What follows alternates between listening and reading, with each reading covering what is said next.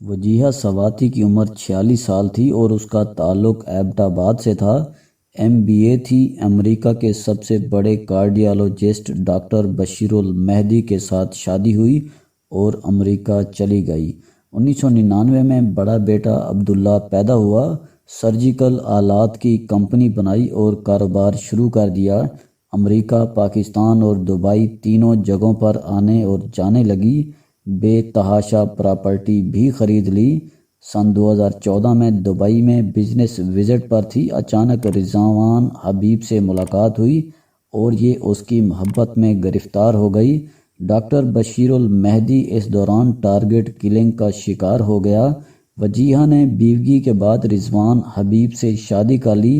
خاتون خوبصورت بھی تھی، امیر بھی تھی اور جائیداد کی مالک بھی تھی اور کروڑوں روپے کا کاروبار بھی کرتی تھی، جبکہ رضوان حبیب نکما تھا، پراپرٹی کا کام کرتا تھا اور بیوی سے پیسہ منگوا کر کھاتا تھا۔ وجیہہ کے 3 بیٹے تھے، یہ امریکہ میں ماں کے ساتھ رہتے تھے۔ 2020 میں پراپرٹی کی وجہ سے دونوں کے درمیان اختلاف ہوئے اور معاملہ لڑائی جھگڑے تک پہنچ گیا۔ 2021 کے شروع میں پاکستان آئی، جھگڑا ہوا اور یہ واپس امریکہ چلی گئی۔ اس نے امریکہ جا کر خاوند کا نمبر بلاک کر دیا۔ DHA راولپنڈی میں اس کا 11 کروڑ روپے کا گھر تھا۔ وجیہہ نے وہ مکان اپنے نام ٹرانسفر کرانے کی قانونی کوششیں شروع کر دیں۔ رضوان حبیب مکان بھی نہیں دینا چاہتا تھا اور اس سے رقم بھی اینٹھنا چاہتا تھا۔ بہرحال قصہ مختصر، رضوان حبیب نے اپنی بہنوں کے ذریعے وجیہہ سے رابطہ کیا اور مکان ٹرانسفر کا چکر دے کر اسے پاکستان بلا لیا۔ یہ 16 اکتوبر 2021 کو اسلام آباد آ گئی۔ رضوان نے اسے ایئرپورٹ سے لیا اور لے کر گھر آ گیا۔ دونوں کے درمیان لڑائی ہوئی اور رضوان نے اسے چھری مار کر اور گلا دبا کر قتل کر دیا۔ لاش پیک کی، ڈکی میں ڈالی، جنڈ پہنچا، اپنے والد کو ہنگو سے بلایا، لاش اس کے حوالے کی اور گھر واپس آ گیا۔ والد لاش کو خاندانی ملازم سلطان کے گاؤں لے گیا۔ دونوں نے سلطان کی بہن کے گھر میں گڑھا کھودا، لاش دفن کی اور گاؤں واپس چلے گئے۔ وجیہہ کا بڑا بیٹا عبداللہ والدہ سے رابطے کی کوشش کرتا رہا، لیکن اسے والدہ کا فون مسلسل بند ملتا رہا۔ اس نے رضوان کی بہنوں سے رابطہ کیا، ان کا جواب تھا تمہاری والدہ ہمارے پاس نہیں آئیں۔ وجیہہ سواتی نے 22 اکتوبر کو امریکہ واپس پہنچنا تھا۔ یہ نہ پہنچی تو عبداللہ نے اپنے وکیل کے ذریعے تھانے میں گمشدگی کی رپورٹ جمع کرا دی۔ پولیس نے رضوان کو بلا کر ہلکی سی تفتیش کی اور فائل لپیٹ کر بیٹھ گئی۔ عبداللہ نے عدالت سے رجوع کر لیا۔ جج نے پولیس کو طلب کر لیا۔ پولیس کے پاس تفتیش نہ کرنے کی کوئی ٹھوس وجہ موجود نہیں تھی۔ جج نے 30 دسمبر تک مجرم کو گرفتار کر کے تفتیش مکمل کرنے کا حکم دے دیا۔ اس دوران امریکی سفارت خانہ بھی متحرک ہو گیا۔ سفارتی اہلکار CPO راولپنڈی ساجد کیانی سے ملے۔ یہ انتہائی سمجھدار اور تجربہ کار پولیس افسر ہیں۔ انہوں نے خود تفتیش شروع کر دی۔ رضوان حبیب کو گرفتار کر لیا گیا۔ یہ 3 دن پولیس کی حراست میں رہا۔ اس کے پاس پولیس کے ہر سوال کا جواب تھا۔ اس چیز نے اسے مشکوک بنا دیا۔ پولیس اس کے والد کو پکڑ کر لے آئی تو اس نے تیسرے دن اپنا جرم قبول کر لیا۔ رضوان نے بتایا میرے والد نے مجھے کہا تھا پاکستان میں 50,000 روپے میں کسی کو بھی قتل کرایا جا سکتا ہے، تم یہ رقم ادا کرو اور اس سے جان چھڑا لو۔ یوں میں نے وجیہہ کو قتل کر دیا۔ رضوان کی نشاندہی پر لاش برآمد ہوئی، آلہ قتل بھی مل گیا اور رضوان کا والد اور ملازم بھی گرفتار ہو گئے۔ رضوان نے انکشاف کیا میں قتل کے بعد پولینڈ میں سیاسی پناہ لینا چاہتا تھا۔ میں نے پاسپورٹ بھی بنوا لیا تھا اور پولینڈ جانے کا بندوبست بھی کر لیا تھا، لیکن فرار ہونے سے پہلے ہی پکڑا گیا۔ وجیہہ سواتی کا کیس آج کل میڈیا میں تواتر کے ساتھ ڈسکس ہو رہا ہے۔ پولیس روزانہ کی بنیاد پر تفتیش کر رہی ہے اور روزانہ کی بنیاد پر چیزیں بھی سامنے آ رہی ہیں۔ اب تک کی تفتیش سے 3 چیزیں سامنے آئی ہیں۔ شادی محبت کی تھی، لیکن محبت کا شعلہ سرد پڑ گیا اور میاں بیوی میں ناچاکی تھی۔ خاتون خاوند کے ساتھ نہیں رہنا چاہتی تھی، مگر خاوند ہر صورت اسے اپنے ساتھ رکھنا چاہتا تھا۔ دوسرا، خاوند بیوی کی زمین جائیداد اور رقم ہتھیانا چاہتا تھا۔ یہ ڈی ایچ اے کا گھر بھی اپنے قبضے میں رکھنا چاہتا تھا۔ اور تیسری وجہ، والد نے اسے اکسایا اور یہ نفرت کی رو میں بہتا چلا گیا۔ ملازم سلطان بھی لالچ میں آ گیا اور اس نے لاش کو ٹھکانے لگانے کی ذمہ داری اٹھا لی اور یوں خاتون جان سے چلی گئی۔ ہم اگر سر دست ان وجوہات کو اصل مان لیں تو سوال پیدا ہوتا ہے، خاتون، خاوند اور والد نے اس سارے کھیل سے کیا حاصل کیا؟ خاتون اپنی پراپرٹی بچاتے بچاتے جان سے چلی گئی۔ خاوند پراپرٹی کے لالچ میں قتل کے الزام میں گرفتار ہو گیا اور والد بھی بڑھاپے میں لالچ میں شریک جرم بن گیا۔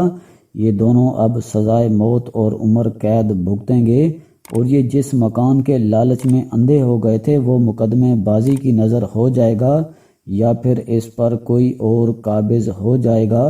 چنانچہ پھر کس نے کیا پایا؟ ذلت، خواری، سزائے موت اور عمر قید۔ کس کو کیا ملا؟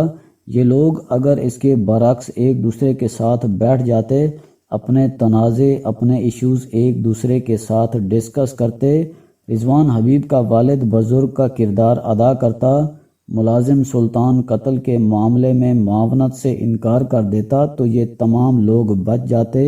خاوند پراپرٹی کی سیٹلمنٹ کر کے بیوی کو طلاق دے دیتا۔ بیوی اگر خاوند کو مکان دے دیتی تو ٹھیک، ورنہ یہ اپنا سامان اٹھاتا اور زندگی کا سفر نئے سرے سے سٹارٹ کر لیتا۔ اور بیوی کو اللہ تعالیٰ نے بے تحاشا نوازا تھا، یہ اگر مکان کی قربانی دے دیتی تو تمام لوگ ذلت اور خواری سے بھی بچ جاتے اور بے مقصد موت سے بھی۔ لیکن انسان کے بارے میں کہتے ہیں، یہ جب کسی لالچ اور نفرت کے بھنور میں پھنستا ہے تو پھر یہ پھنستا ہی چلا جاتا ہے، یہ دائیں بائیں نہیں دیکھتا اور یوں یہ آخر میں ڈوب کر مر جاتا ہے۔ میں بار بار یورپ اور امریکہ کی مثالیں دیتا ہوں۔ میرے دوست مجھے یورپ سے مغلوبی کے طعنے بھی دیتے ہیں، لیکن حقیقت یہ ہے یورپین زندگی کے اصل حقائق سے واقف ہو چکے ہیں، لہٰذا یہ ایسے ایشوز پر ایک دوسرے سے لڑتے نہیں ہیں، یہ مل بیٹھ کر مسئلہ حل کر لیتے ہیں۔ بل گیٹس اور ان کی اہلیہ میلنڈا گیٹس کے درمیان 27 سال کی طویل رفاقت کے بعد مئی 2021 میں طلاق ہو گئی۔ یہ تاریخ کی سب سے مہنگی طلاق تھی۔ بل گیٹس کو قانون کے مطابق میلنڈا کو $76 بلین کے اثاثے دینا پڑ گئے۔ پاکستان کے کل مالیاتی ذخائر $24 بلین ہیں۔ بل گیٹس نے ہم سے 3 گنا زیادہ رقم طلاق میں دے دی۔ بل گیٹس بھی اگر چاہتا تو یہ رقم بچا سکتا تھا، یہ جاسوس ہائر کر کے بیوی پر الزامات لگا دیتا یا عدالت میں وکلاء کا لشکر کھڑا کر دیتا، لیکن اس نے اس کی بجائے طلاق اور رقم دی اور دونوں نے اپنی اپنی چارپائی الگ کر لی۔ یہ اب بھی ایک دوسرے سے ملتے ہیں اور بچوں کو بھی وقت دیتے ہیں، بس یہ دونوں میاں بیوی نہیں ہیں۔ اب سوال یہ ہے، ان دونوں کو اس بے غیرتی کا کیا فائدہ ہوا؟ بے انتہا فائدہ ہوا۔ بل گیٹس مزے سے اپنے کام پر توجہ دے رہا ہے اور میلنڈا پورے فوکس کے ساتھ فاؤنڈیشن کے کام کر رہی ہے، جبکہ یہ اگر دوسرے راستے کا انتخاب کرتے تو یہ عدالتوں کی وجہ سے اس وقت تک پاگل بھی ہو چکے ہوتے اور ان کا کام بھی تباہ ہو چکا ہوتا، اور یہ بھی عین ممکن تھا یہ دونوں یا کوئی ایک کیس کے آخر تک خودکشی بھی کر جاتا۔ لہٰذا پھر بہتر کیا ہوا؟ میرا آپ کو مشورہ ہے، آپ گھریلو تنازعوں کی صورت میں ایک دوسرے کو طلاق دیں، رقم اور جائیداد تقسیم کریں، بچوں سے میل ملاقات کا فارمولہ طے کریں اور زندگی کے سفر میں آگے کی طرف دوڑ پڑیں۔ نفرت اور لالچ میں لڑنے مرنے اور تباہ ہونے کی کیا ضرورت ہے؟ میں اکثر لوگوں سے عرض کرتا ہوں، آپ جب بھی خودکشی کے بارے میں سوچیں یا کسی کو قتل کرنے یا نقصان پہنچانے کا فارمولہ بنائیں تو عملی قدم اٹھانے سے پہلے کسی کمرے میں اکیلے بیٹھیں اور یہ فیصلہ کریں زندگی اچھی ہے یا زمین جائیداد۔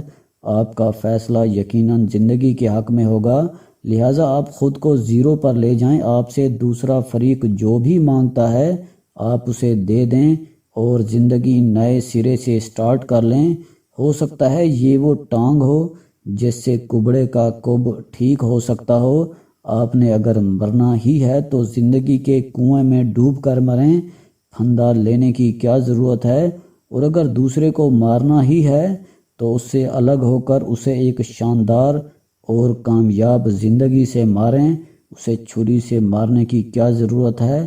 اور آپ اگر رضوان حبیب کے والد ہیں تو آپ والد کا کردار ادا کریں، کرائے کے قاتل کیوں بن رہے ہیں؟ یہ یاد رکھیں دنیا کی ہر چیز دنیا ہی میں رہ جاتی ہے، لہٰذا کسی چیز کے لیے خود کو نقصان پہنچائیں اور نہ کسی کا نقصان کریں۔ زندگی ہے تو سب کچھ ہے، زندگی نہیں تو کچھ بھی نہیں۔ شکریہ۔